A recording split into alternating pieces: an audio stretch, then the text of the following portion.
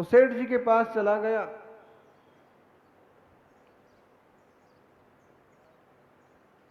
उनसे आग्रह किया कि आप हमें तत्व ज्ञान सिखाइए। सेठ जी ने कहा बैठो।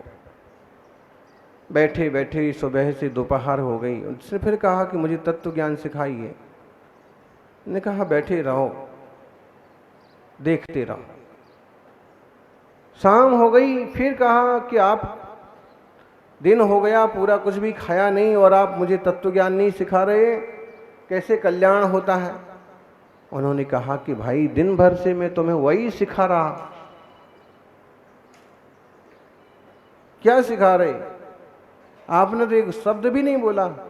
उन्होंने कहा देखा नहीं, जितने भी लोग आते हैं कुछ लेते हैं कुछ देते हैं, और जब तराजू चलता है तो मैं सिर्फ तराजू की तरफ देखता हूं।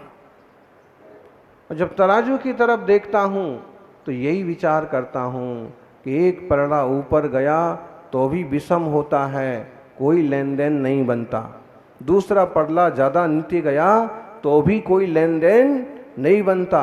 जब तक दोनों पलड़े बराबर नहीं होते हैं तब तक ना तो ग्राहक लेता है और ना देने वाला देता है। बस जीवन में भी यही कर, राग द्वेष के पलड़े ऊपर नीचे ना हो पाए, शांति बनी रहे, यही कल्याण का रास्ता है। मैं लेते देते तोलते वक्त भी अपने परिणामों का हिसाब किताब रहता हूं। जैसे तराजू पलड़े बराबर हो गए वैसे मुझे भी कमाई हो गई तो भी शांत रहो, और नुकसान हो गया तो भी शांत रहो। यही सब शास्त्रों का सार है, समता भाव। सेठ सत्थम मणो समम, सेठ देवो सया यारो, दुनिया का सबसे बड़ा देव। अरे भाई, जब बच्चों में आपस में चर्चा होती है ना, तो उनमें देखो सब अपने अपने तर्क देते हैं। वो कहते हैं हमारे देव सबसे बड़े देव, हमारे हनुमान जी सबसे बड़े, वो कहेंगे हमारे शंकर जी सबसे बड़े, वो कहेंगे ब्रह्मा जी। और कई बार तो कथाओं में पढ़ो ना तो ब्रह्मा विष्णु महेश में ही झगड़ा हो जाता है कि बड़ा कौन। तो बड़ा मुश्किल होता है फैसला करना। जो अपने आप को बड़ा कहता है वो कभी बड़ा नहीं होता।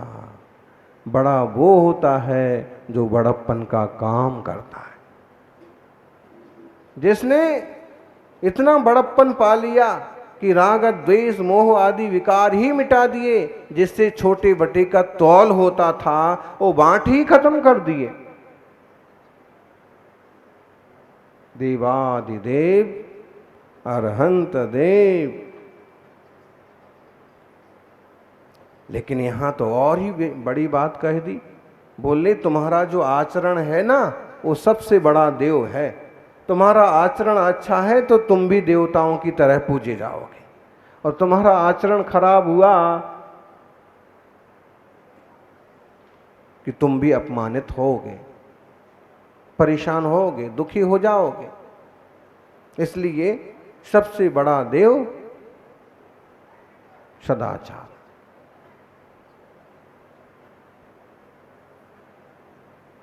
आचरण की शुद्धि बनाए रखिए।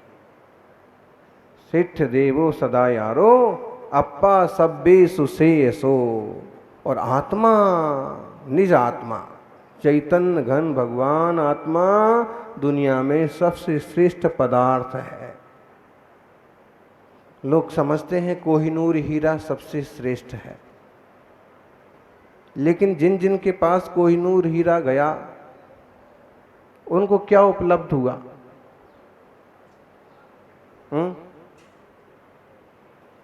बस यही कहने को अच्छा लगा ना कि हमारे पास है, दुनिया का सबसे कीमती हीरा हमारे पास है, इतना ही फायदा हुआ। और क्या फायदा हुआ? ज्यादा से ज्यादा लोगों ने कहा सबसे अमीर वो है, लेकिन कोहिनूर की चौकीदारी करने के अलावा उनसे कुछ और हुआ? बोलो, किसी के साथ गया? एलिजाबेथ भी मर गई और उसके पहले और उसके अगले भी मर गए। मतलब है कि जड़ में ढूंढने जाओ तो कहीं कुछ बड़ा नहीं है, सबसे श्रेष्ठ क्या है दुनिया में? बोले सबसे बड़ा पद, सबसे बड़ा प्रतिष्ठा, सबसे बड़ा धन। सबसे बड़ा धन पैसा रुपया कुछ नहीं है। तुम हो तो सब कुछ है, तुम नहीं हो तो कुछ नहीं है। सबसे कीमती तुम खुद हो। हाय मैं लुट गया, हाय मेरा सब चला गया। अरे क्या चला गया? एक आदमी की दुकान में आग लग गई, सब जल गया और रो पीट रहा, उसके परिवार के लोग रो पीट रहे, जो आ रहे वो भी हाय हाय हाय हाय हाय हाय। उसका एक दोस्त आया, उसने कहा क्या हुआ रे, इतना क्यों चीख रहा? उसने कहा कि देख नहीं रहे हो सब कुछ जल के राख हो गया। उसने क्या क्या जल गया? उसने कहा सारा काउंटर जल गया, सारी तिजोरी जल गई, सारा कपड़ा जल गया, सारा माल जल गया, सब जल गया, दुकान का फर्नीचर सब जल गया, कुछ नहीं बचा। उसने कहा कुछ तो बचा? नहीं कुछ नहीं बचा। उसने कहा भाई तुम तो बचे हो। उसने कहा कि मैं बचा हूं बस। उसने कहा बस तुम बचे हो तो समझ लो सब कुछ बचा। तुम बचे हो। ये दुकान किसने बनाई थी? बोले मैंने बनाई थी। काउंटर किसने लगाया था? मैंने लगाया था। माल कौन लाया था? जैसे तुमने वो कर लिया था, मुझे विश्वास है कि थोड़े दिनों में तुम वापस कर लोगे। तुम हो तो सब है, तुम्हारा आत्मा है तो सब कुछ है। और आत्मा ही बेच दिया, खुद ही किसी तरह की विकारों के जंजाल में पड़ गए तो सब कुछ तब खत्म होगा। इसलिए अपनी सुरक्षा करें, आत्मकल्याण के पथ पर बढ़ें, यही मंगल भावना। जय बोलिए 24 तीर्थंकर भगवान की। प्रथम बाल ब्रह्मचारी तीर्थंकर बस पूज्य भगवान का गर्भ कल्याणक महोत्सव है और विमलनाथ जी भगवान का मोक्ष कल्याणक है। दोनों महान तीर्थंकर 12वें तीर्थंकर 13वें तीर्थंकर हैं और उन्होंने आत्म कल्याण का मार्ग बताया।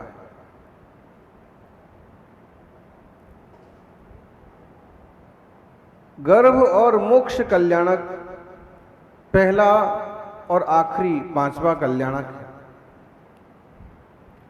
और एक ही दो तीर्थंकर भगवंतों का एक कल्याण का होना इस बात का संकेत है कि गर्भ में आए हैं तो मोक्ष तक की यात्रा करना जरूरी है। गर्भ में तो बहुत लोग आते हैं, कई लोग तो गर्भ में ही मर जाते हैं, लेकिन कोई सौभाग्यशाली होते हैं कि जन्म भी ले पाते हैं और कोई सौभाग्यशाली होते हैं जो संयम ले पाते हैं, कोई परम भाग्यशाली होते हैं जो दीक्षा लेकर के मुनि बन पाते हैं और कोई महा सौभाग्यशाली होते हैं जो मुनि बन के मोक्ष ला पाते हैं। आत्मार्थियों, ज्ञानी कहते हैं चलो आत्म कल्याण की कोई वजह ढूंढते हैं, चलो धर्म ध्यान की कोई वजह ढूंढते हैं, जिधर ना हो कोई गम वो जगह ढूंढते हैं।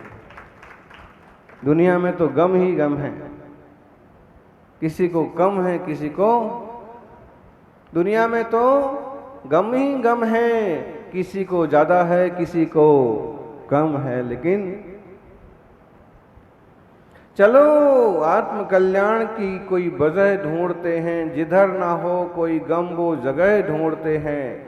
बहुत उड़ लिए ऊंचे आसमानों में, चलो जमी पे कहीं हम सतह ढूंढते हैं।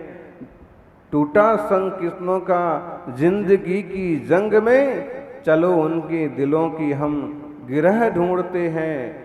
वक्त वक्त गुजरा भटकते हुए अंधेरों में, बहुत वक्त गुजरा, बहुत वक्त गुजरा भटकते हुए अंधेरों में, चलो अंधेरी रात की हम सुबह ढूंढते हैं। संसार की इस अंधेरी रात की कोई तो सुबह होना चाहिए।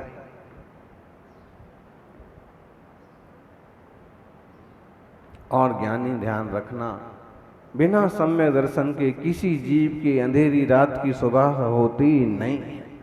मिथ्या दर्शन अंधेरी रात के समान है। और सम्यक दर्शन सुप्रभात के समान।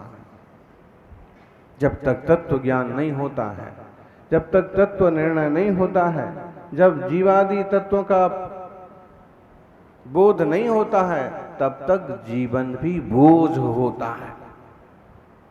और जब धर्म का बोध होता है तो फिर जीवन बोझ नहीं रहता है, जीवन तो सुप्रभात होता है।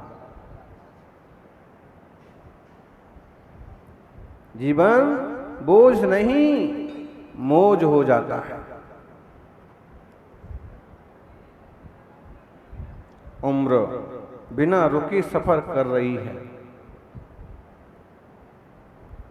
उम्र बिना रुके सफर कर रही है, और हम ख्वाहिशें लेकर वहीं बैठे हुए हैं। इच्छा और चिंता लेकर के आप एक जगह बैठे रहेंगे, लेकिन जिंदगी रुकने वाली नहीं है। रास्ता खोजिए, आगे बढ़िए।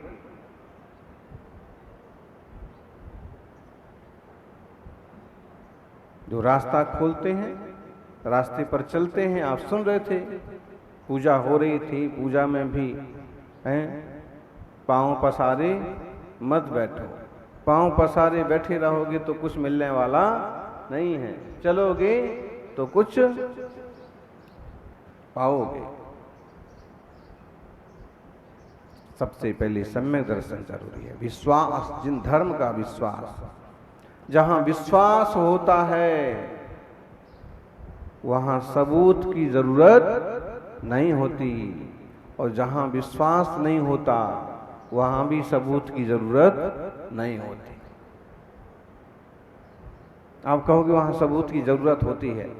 सबूत दिखाने के बाद भी कहां विश्वास होता है? सबूत भी तो नकली हो सकते हैं। आप देखिए, नीट की परीक्षाएं, पेपर लीक, नकली डिग्री, नकली शिक्षक, नकली सेना में भी पहुंच गए। बताइए, घोर भ्रष्टाचार।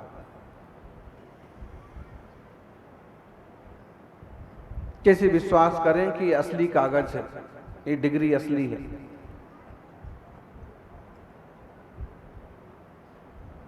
आधार कार्ड तक निराधार बन रहे हैं। ऐसे में किस पर भरोसा किया जाए? दुनिया अंधों का मेला है, और अंधों के मेले में सभी अंधेरे में भटक रहे हैं। कोई सौभाग्यशाली है जो सत्संग में सतगुरु के उपदेश से उजास पाता है और उजालों के रास्ते पर चल पड़ता है।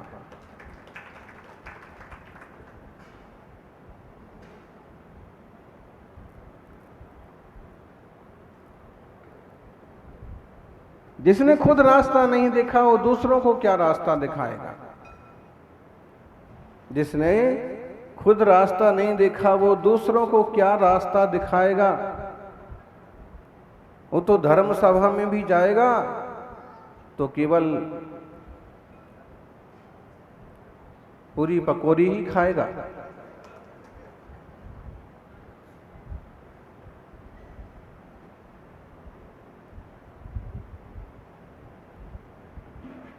क्या करा जाए? संस्कार जन्म जन्म के पड़े हैं। गुलाब चंद जी ने व्यवस्था की है, गुलाब जामुन मिल रही है, महाराज जी को क्यों तकलीफ हो रही है?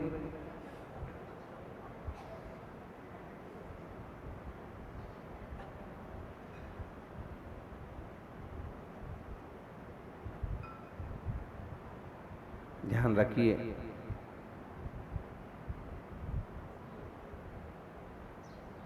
खाते खाते तो जन्म बीत गए और सोते सोते भी जिंदगियां गुजर जाती हैं।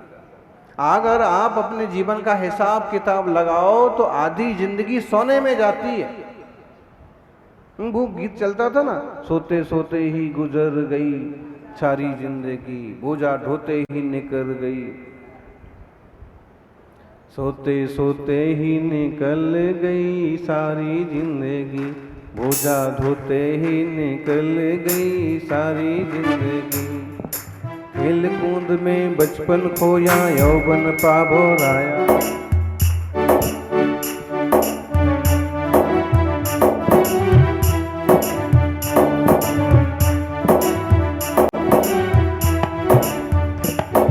सारी जिंदगी ऐसे निकलती चली जाती है। क्या कल नहीं भोजन किया था? क्या कल नाश्ता नहीं किया था? कल भी किया था, परसों भी किया था। रोज करते हैं, कई बार तो दिन में 2-3 बार कर लेते हैं। और मुफ्त का मिल जाए तो फिर तो वहीं बैठे रहते हैं। ध्यान रखना, कोई मुफ्त का नहीं मिलता है। अगर कोई व्यक्ति भोजन का पुण्यार्जक भी बनता है ना, तो उसके पीछे उसकी बड़ी भावना ये रहती है कि कोई भी आएंगे, यहाँ एक बार भोजन करेंगे और पूरे धर्म ध्यान पूरे दिन भर करेंगे। इस भाव से उसने किया है कि सब लोग घर नहीं जाना पड़ेगा, काम नहीं करना पड़ेगा, तो पूरा पूरा लाभ ले पाएंगे। और तुमने सिर्फ उतना ही लाभ लिया तो उस आदमी का तुमको गधा बन के चुकाना पड़ेगा। हाँ, गुरुवर सन्मति सागर जी तो कई बार साधुओं को भी बोलते थे, बोले आहार करके आए हो तो सामायिक वगैरह अच्छे से करना। अगर सामायिक ध्यान चिंतन नहीं अच्छे से किया, मूल गुणों का पालन नहीं किया, तो जिसने तुमको रबड़ी मिलाई खिलाई है ना, काजू कतली और बूंदी और पूरी पकौड़ी, उसने जिन भावों से खिलाई है और उसका सही उपयोग नहीं हुआ, तो बोले बैल बन के चुकाना पड़ेगा। उसके यहाँ गाड़ी में जोते जाओगे। फिर समझ में आ रहा ना? मतलब है कि कहीं भोजन भी करने जाएं तो जिस निमित्त से है उसका सही सही उपयोग भी होना चाहिए। और इतराना नहीं चाहिए। कई लोग थालियों में भर लेते हैं और नाली में फेंक देते हैं। अरे अच्छा नहीं लगा, जमा नहीं। आजकल परोसने की व्यवस्था तो खत्म ही हो गई।